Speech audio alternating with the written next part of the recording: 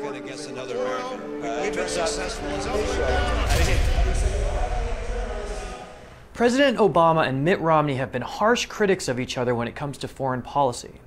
But anyone who watched the final presidential debate learned that there is little difference between the two men on most foreign policy issues.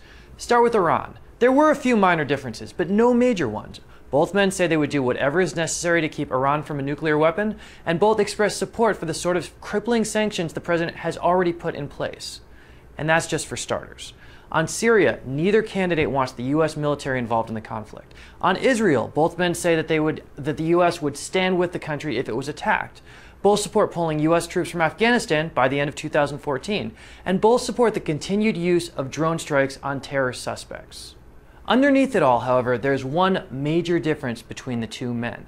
Romney has vowed to spend 4% of gross domestic product on the military. Now, assuming the economy doesn't tank, that would be a major expansion of the military budget. One estimate found that it would mean more than $2 trillion in additional defense spending over 10 years.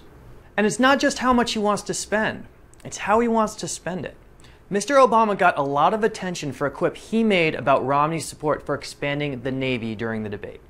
You mentioned the Navy, for example, and that we have fewer ships than we did in 1916. Well, Governor, we also have fewer horses and bayonets because the nature of our military has changed. We have these things called aircraft carriers where planes land on them. We have these ships that go underwater, nuclear submarines. The use of bayonets is what got people's attention, but the underlying sentiment is what's more important. Romney is more of a foreign policy traditionalist. He has many foreign policy advisors with ties to the Bush administration, and he described Russia as America's top geopolitical foe. His desire to build more naval ships, like his desire to spend more on defense, is tied to a belief in the importance of a robust U.S. military presence around the world.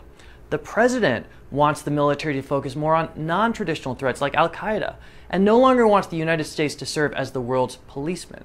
He noted on Monday that Americans spend more on the military than the next 10 countries combined, which you only say if you think we're carrying too large of a burden.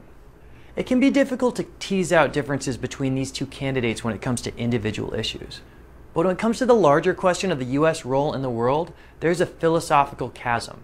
And that is what folks should be looking at when they assess these candidates based on foreign policy. I'm Brian Montopoli for CBSNews.com, and thanks for watching Due Diligence.